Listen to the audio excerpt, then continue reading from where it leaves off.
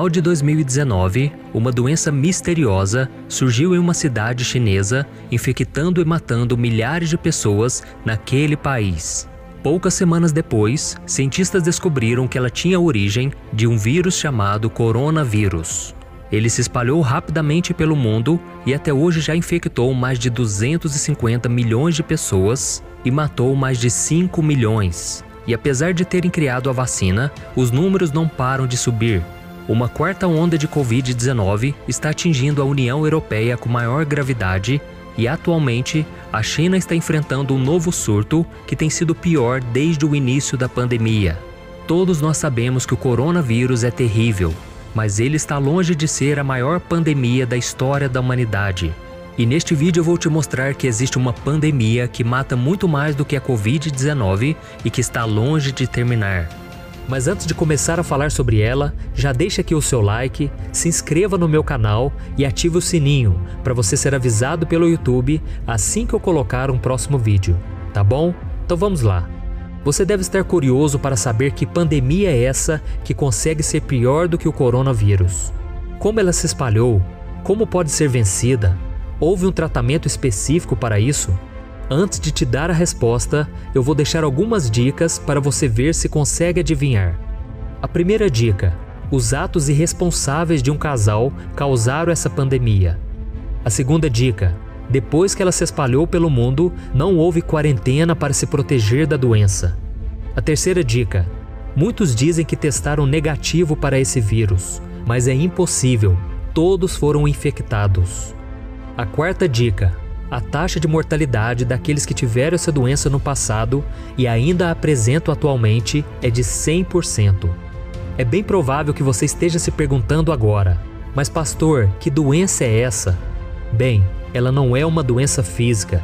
Na verdade, estamos falando de uma doença espiritual, o pecado. E por que eu estou comparando o pecado a uma doença? Porque o próprio Jesus disse que veio ao mundo pelos pecadores, para curá-los e chamá-los a viver a eternidade junto com Ele. Veja o que está escrito em Marcos capítulo 2. Publicanos e pecadores estavam comendo com Jesus e seus discípulos, pois havia muitos que o seguiam. Quando os mestres da lei, que eram fariseus, o viram comendo com pecadores e publicanos, perguntaram aos discípulos de Jesus: por que ele come com publicanos e pecadores? Ouvindo isso, Jesus lhes disse: não são os que têm saúde que precisam de médico, mas sim os doentes.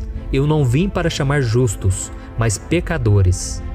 Assim como o coronavírus começou a partir de uma única pessoa que provavelmente comeu um animal infectado e acabou matando milhões de pessoas em todo o mundo, da mesma forma, o pecado começou a partir de um único homem chamado Adão e tem matado espiritualmente todas as pessoas durante a história da humanidade. E repare nesses dois casos que a morte não estava nos planos de Deus. Não foi Ele quem as criou. Ela é apenas uma consequência de escolhas erradas. Mas pior do que a morte física causada pelo novo coronavírus ou qualquer outra doença é a morte do espírito, porque é ela que nos separa da presença de Deus e da eternidade ao seu lado. Veja o que o apóstolo Paulo disse sobre isso. O salário do pecado é a morte, mas o dom gratuito de Deus é a vida eterna em Cristo Jesus, nosso Senhor. Mas enquanto a mídia e os líderes mais poderosos do mundo se mobilizam e debatem sobre os danos causados pelo coronavírus, nós não vemos eles falarem absolutamente nada a respeito das mortes espirituais causadas pela pandemia do pecado.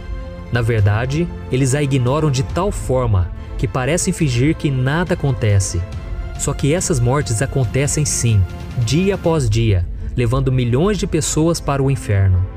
Mas não é porque os tolos não se preocupam com essa pandemia espiritual que nós devemos fazer o mesmo. Porque diferente do novo coronavírus, o pecado tem cura. Jesus é o Filho de Deus, está com Deus e é o próprio Deus. Por isso ele sempre terá todo o poder em suas mãos.